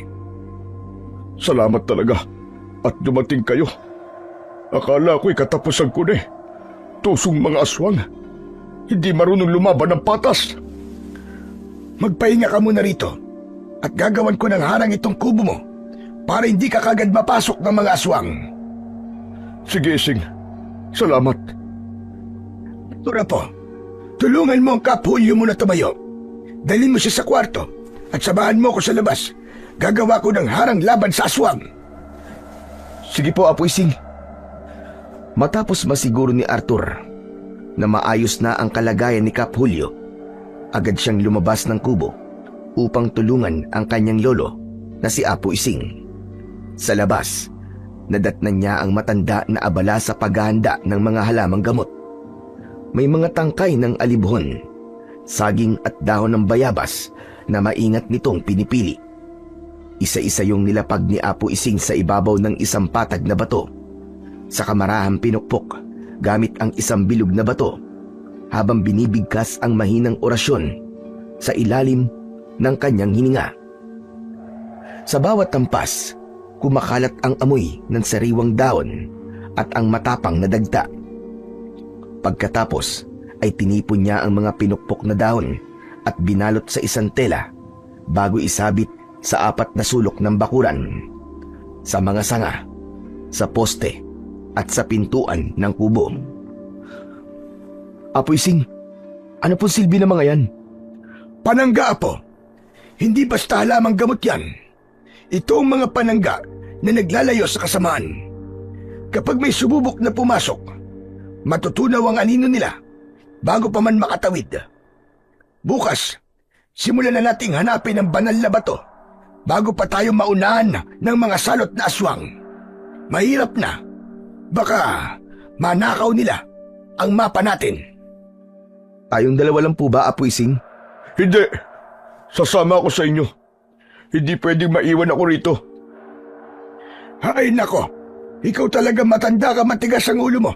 Bakit ka tumayo? Ang sabi ko sa'yo ay magpahinga ka na. Ayos lang ako. Dito na kayo matulog. Para bukas ay maaga tayong aalis. Paano mga kagamitan ko sa panggagamot?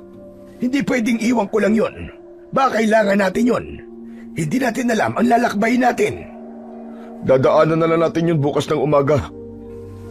Asus, sabihin mo, Kap, natatakot ka lang na magpaiwan dito ng mag-isa. Kaya gusto mo kaming kasama ni Apo Ising na matulog sa kubo mo.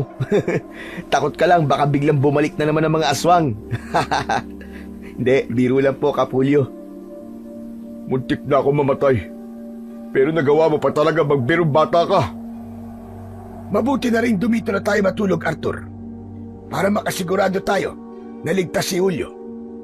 O sige na, magpahinga na kayo. Maaga pa tayong aalis bukas. Tumango si Arthur at inilatag ang banig sa saig. Habang humihiga siya, hindi maiwasan ni Arthur na mapaisip sa mga nangyayaring pag-atake ng aswang. Bago tuluyang pumikit, narinig pa niya ang mahinang tinig ni Apo Ising na nagdarasal, humihiling ng gabay at proteksyon laban sa mga nilalang ng kadiliman. 3:00 ng madaling araw, nang gisingin siya ni Apo Ising para simulan na hanapin ang banal na bato sa tulong ng kalahati ng mapa na hawak nila. Bahagya pang nagulat si Arthur dahil nagliliwanag ang mapa. Dadaan muna tayo sa atin bago tayo tumuloy sa paglalakbay natin. Nagdala din ako ng ilang kasangkapan na magagamit natin sa laban. Higit sa lahat, dala ko ang lubid ng kababalaghan. Ang tanging naiwan sa akin ng mga sinaunang manananggol. Mabuti naman kung ganon. O sige na, halina kayo. Sandaling dumaan sina Apo Ising sa kanilang kubo upang kunin ang lahat ng kanyang kagamitan na mga halamang gamot, langis at mga kasangkapang panlaban sa mga masasamang nilalang. Pagkatapos ay nagpatuloy sila sa paglalakad. Tangan ang kalahating mapa na magtuturo sa kanila sa lunas na bato. Isang batong hindi lamang kayang magpagaling ng karamdaman na hindi maipaliwanag ng siyensya, kundi isa ring makapangyarihang sandata laban sa mga aswang. Malayo pa po ba tayo, Apo Ising? Huwag kang magreklamo, Arthur. Hindi pa tayo nangangalahati. Ang sakit na po kasi ng paa ko eh. Sana nagpaiwan na lang pala ako sa bahay. Nagpaiwan? Kung iniwan ka namin doon, baka pagbalik namin, wala ka ng laman loob dahil sa mga aswang. Pagsapit ng 3:00, magpapahinga muna tayo at susubukan kong humuli ng ibon para may makain tayo. Ang liit ng ibon. Hindi po yun sapat sa nilakad natin. Eh di wag kang kumain. Tumigil ka na nga sa pagrereklamo mo, Arthur. Paano natin napapadali ang paghahanap kung panay ang satsat mo? Pasensya na po, Kap. Nang sumapit na nga ang 3:00 ng hapon, nang huli si Apong Ising ng mga ibon para sa kanilang tanghalian. Sa kabutihang palad, nakakuha siya ng 6 na piraso, tig-2 para sa kanila ni Arthur at Kapulyo. Matapos kumain at magpahinga ng saglit, muli silang nagpatuloy sa paglalakad. Pagsapit ng gabi, hindi pa rin sila tumitigil. Tanging liwanag ng buwan at ang dalang lampara ang kanilang gabay sa daan. Ngunit sa kalagitnaan ng kanilang paglalakbay, isang hindi inaasahang pangyayari ang naganap. Natapakan ni Apo Ising ang isang butas na natatabunan ng mga tuyong dahon. Bago pa sila makasigaw, pareho silang 3 na nahulog pababa at bumulusok sa isang madilim at malamig na kuweba. Mabuti na lamang at hindi nabasag ang lampara na dala nila. Dali-dali itong sinindihan ni Arthur. At sa kislap ng lampara, tumambad sa kanila ang isang lugar na tila matagal nang nakatago sa mundo. Nasaan tayo? Hali kayo! Parang may naririnig akong ingay. Parang ibang pakiramdam ko sa lugar na to, Ising. Kinakabahan ako ah. Huwag kayo mag-alala. Basta't sumunod lang kayo sa akin. Sinundan ni na Apo Ising at Arthur ang mahinang ingay na nagmumula sa kailaliman ng kuweba. Sa bawat takbang, palakas ng palakas ang tunog. Hindi nagtagal, sa hindi kalayuan ay namataan nila ang ilang mga tao. Ngunit may kakaibang anyo, para bang hindi pangkaraniwan. Ang kanilang balat ay maputla at may mahaba ring balahibo. Wala ring kuryente sa lugar, ngunit sa paligid ay nasisindihan ang mga itim na kandila. Nasaan kaya tayo? Anong lugar kaya ito? Hindi kaya naligaw na tayo, Ising? Maling daan ang dinaanan natin. Pamilyar sa akin ng lugar. Parang nakapunta na ako rito, pero hindi ko lang maalala. Mabuti nang may pagtanong natin ang palabas dito. Isang matandang babae ang lumabas mula sa sirasirang kubo. Nakasuot ito ng puting bestida na may bakas ng mga dugo.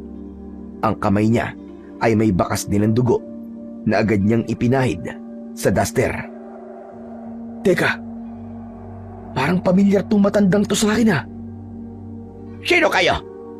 Anong ginagawa ninyo sa baryo namin? Pasensya na, pero naligaw kami. Saan banda ang palabas? Dahan-dahan itong suminghot sa hangin, para bang sinusuri ang amoy ng mga bagong dating. Pagkatapos ay isang ngisi ang gumuhit sa kanyang labi. Mga dayo!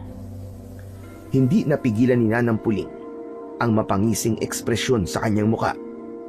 Batid niyang naligaw sina Arthur sa baryo nila. Bakit hindi niyo muna subukang kumain sa karinderya ko bago kayo umalis? Hindi pa naman kami nagugutom. Ayos lang kami. Pero ako nagugutom na ako eh. Magtigil ka nga, Arthur. Masyado ka madaldal. Sige na, kumain na muna kayo rito. Huwag kayo mag-alala. Masarap ang aming mga putahe. Ano po ba ang binabalikan dito na po tayo sa inyo? Sinabawan sa dugo na utak. Ano? Utak? Halika, pumasok kayo sa karinderya ko. Sumunod sina Arthur kay Nanang Puling papasok sa kanyang karinderya. Pagbukas pa lang ng pinto, agad silang sinalubong ng alingasaw, isang nakakasulasok na amoy ng bulok na karne. Kumakapal ang mga langaw sa bawat mesa. Gabi na, ngunit parang hindi natatapos ang pagdagsa ng mga insekto. Napasinghap si Apo Ising. Agad na tinakpan ang ilong, habang si Arthur ay bahagyang napaatras sa loob. May iilang customer na tahimik na kumakain, ngunit kakaiba ang mga mata nila na namumula at parang mga baboy kung kumain. Hindi nila alam kung anong uri ng putahe ang nasa mesa ng mga ito. Pero sapat na ang hinala ni Apo Ising para makumpirma kung ano yun. Maupo kayo at ihahain ko ang lahat ng pinakamasasarap na putahe sa inyo. Hindi na. Hindi kami kakain. Busog kami. Ililibre ko na lang ito dahil dayuhan naman kayo sa lugar namin. Hindi na sabi. Bakit ba matigas ang ulo mo? Apo Ising, kalma lang po. Sila na nga po nagmamagandang loob na pakainin tayo eh. Nagkakaganyan pa po kayo. Hindi mo alam ang sinasabi mo, Arthur. Ano po bang ibig niyo sabihin? Kumuha si Apong Ising ng isang pirasong kalamansi sa dalang supot.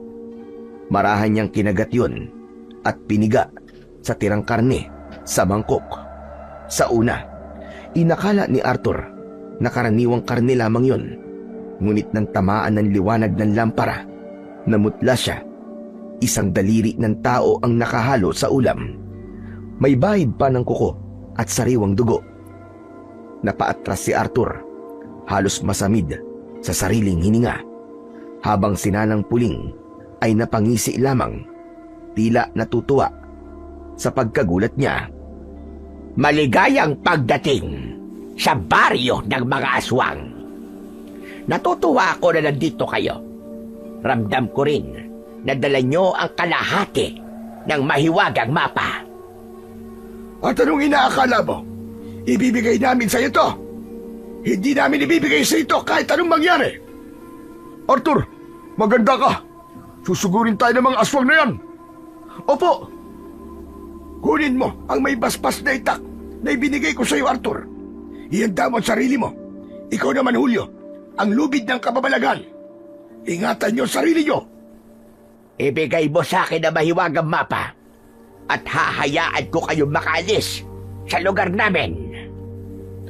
Bumukas ang pinto ng karinderya at pumasok mula roon si Chichay na nagpagulo lalo sa isip ni Arthur.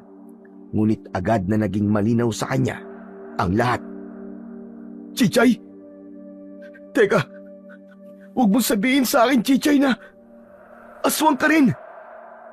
Patawarin mo ako, Arthur. Kung ngayon mo lang nalaman. Pero maniwala ka, hindi ako masama. Tatalikuran ka rin ng lalaking yan, Chichay. Kaya wag mo na akong kalabanin pa kung ayaw mo masaktan. Tanggapin man ako ni Arthur o hindi, ayoko na sa lugar na to. Kung pwede ko lang nabaguhin ang pagkatao ko, ay ginawa ko na. Tama na ang satsat. Halika, babae, at magtuos tayo. Arthur, Julio, kayo na ang bahala sa iba pang mga aswang. Alam niyo na ang gagawin. At ikaw, babaeng aswang, na nobya ng apo ko. Kung talagang nais mong magbago, tulungan mo kaming pabagsakin ang mga demonyong ito. Akala nyo ba ay kakayanin nyo kung apat? Hindi! Lamok lang kayo sa akin! Nagsimulang magbago nga ang anyo ni Nanang Puling. Mula sa matanda, parang nabiyak ang balat nito at isang naging nakakatakot na halimaw. Sumugod ito kay Apo Ising na agad namang naiwasan ng matanda. Matanda ka na nga! Hindi ka na mabilis gumalaw! Tignan natin kung sino ang matanda kapag dinukot ko na ang puso mo! Kung kaya mo, alam ko naman na mahina ka na! Sinong mahina sinasabi mo? Nagawang masugatan ni Nanang Puling ang braso ni Apo Ising. Ngunit sa tulong ng halamang gamot at dasal, ay agad niya itong napagaling. Si Arthur naman at si Kap Julio, abala rin sa paglaban sa iba pang mga aswang. Tulong-tulong sila kasama si Chichay na ngayon ay nag-anyong aswang na rin. Hindi lubos maisip ni Arthur na ang aswang na dating tumulong sa kanya ay walang iba kundi ang nobya niyang si Chichay. Sa likod mo, Arthur! Ano ba naman itong pinasok ko? Mapihira naman, oo. Taka ka na magreklamo, Arthur, kapag tapos na tayo sa pakikipaglaban sa mga demonyong ito! Tinalian ni Kap Julio ng lubid ng kababalaghan ang mga nangihinang mga aswang. Napasigaw ang mga ito sa sakit habang nasusunog ang mga balat at unti-unting nagiging abo. Habang si Arthur, initak niya ang mga aswang gamit ang kanyang mahiwagang itak na siyang nakakapagpahina sa mga ito. Mga halangan sikmura! Mga demonyo! Tama kayo! Halagaan sikmura namin! Bruha kang matanda ka! Halika rito! Ako ang labanan mo! Sinugod ni Arthur ang aswang at balak sanang tagain ng kanyang itak. Ngunit nanigas siya nang ipilupot ng aswang ang kanyang dila sa leeg ni Arthur. Mabilis namang lumapit si Chichay, pero sinakal din ito. Wala kang laban sa akin, Arthur. Inutil ka. Mahinang nilalang. Hindi mo kaya ang lakas ko. Tigilan mo ang apo ko! Hindi na ako makapaghintay na sunugin ka kasama ng mga kasamaan mo hanggang maging pino kayo. Ako na ang bahala sa kanya. Kalabanin niyo na lang ang iba pang aswang. Siya ang pinuno, kaya dapat mapatumba ko siya. Maigpit na hinawakan ni Apo Ising ang mga halaman sa kanyang bulsa. Kinuha niya rin ang sagradong krus na kanyang dala at binuhusan ito ng mahiwagang langis. Agad na sumugod si Apo Ising, ngunit mabilis ang aswang at agad itong umatake patalikod. Balak na sanang itarak ang kuko sa batok niya nang sumugod naman si Kap Hulyo. May hawak itong kahoy, saka yun hinampas sa leeg ng aswang. Kasabay ng pagtalsik ng aswang ang pagkabali ng kahoy. Salamat, Julio. Walang anuman. Mag-iingat ka, Ising. Sige na, tuloy ang laban. Paunti na sila ng paunti. Ngunit palakas ng palakas ang aswang na ito. Marahil, hinihigop niya ang mga kapangyarihan ng mga napapatay niyong aswang. Anong gagawin natin kung ganun, Ising? Sundin mo ang iuutos ko sa iyo, Julio. Sige, ano yun? Talian mo ng lubid ng kababalaghan ng leeg ng aswang na ito para hindi siya makagalaw. Sige, masusunod. Agad na inihagis ni Kap Hulyo ang kanyang lubid ng kababalaghan at sa isang kisap mata ay nahuli nito ang aswang. Nagliliyab na ang balat nito. Nagngangalit ito sa sakit.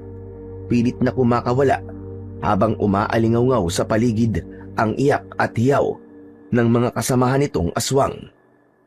Mabilis na sumampa si Apong Ising. Hawak ang banal na krus na pinahiran ng langis na may dasal. Isinaksak niya ito sa leeg ng nilalang, sabay dasal ng buong lakas. Lalong lumakas ang sigaw ni Nanang Puling, kasabay ng nakakabing alulong ng iba pang aswang sa paligid. Biglang nagliwanag ang krus, isang nakakasilaw na liwanag na pumuno sa buong lugar. Nagsimula itong masunog sa mga nilalang ng kadiliman, hanggang sa naabo at usok na lamang ang natira. Isinabit ni Apo Ising ang mga halamang gamot at asin sa paligid upang mapigilan ang sinumang natitirang halimaw. Umalingasaw ang amoy ng sinunog na laman. Samantala, niyakap ni Arthur ang naghihinaing na si Chichay. Pinoprotektahan siya laban sa alab at abo. Sa huling pagsiklab ng liwanag, tuluyang bumagsak ang katahimikan. Naiwan silang apat sa gitna ng abo. Si Chichay, walang malay at hubad, agad namang binalot ni Arthur ng kanyang damit. Yan pala ang sinasabi mong nobya mo. Opo, Lolo. Teka, bakit hindi ka mukhang masaya na natalo na natin ang mga aswang? Alam kong ikinalulungkot mo, Apo. Dahil nalaman mong isang aswang si Chichay. Tama ba ako? Lo, ano pong gagawin ko? Marahang tinapik ni Kap Hulyo ang kanyang balikat at tipid na ngumiti.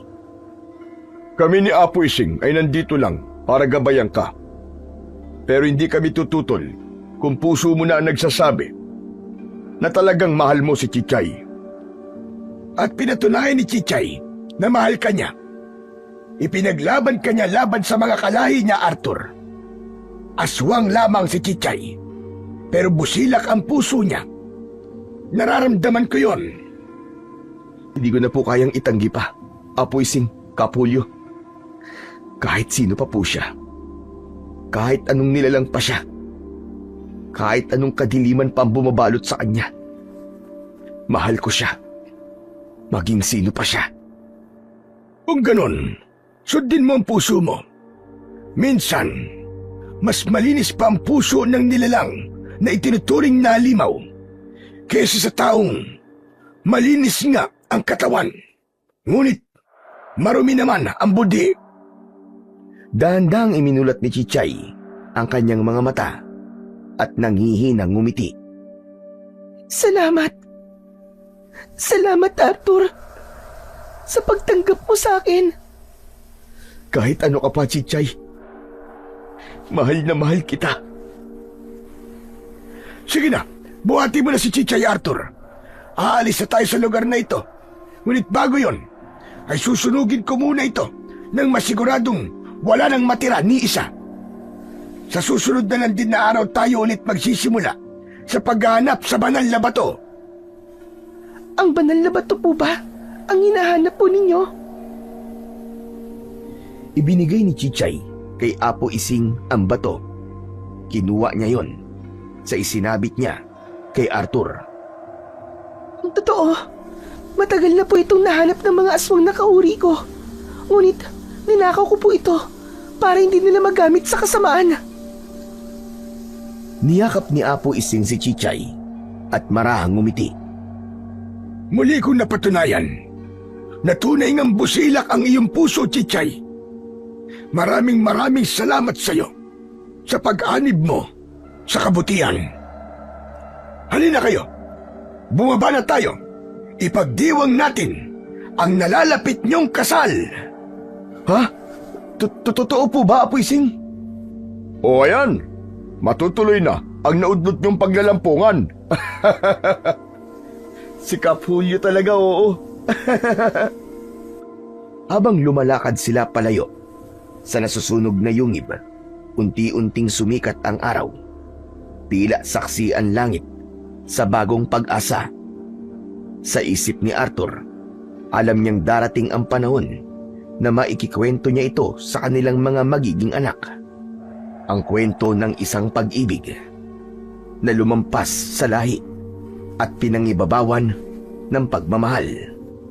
Babaunin niya hanggang sa dulo ang pag-ibig na nabuo nila ni Chichay, kahit ano paman ang pagkakaiba nila. Liwanag at dilim na pinagbuklod ng pagmamahal.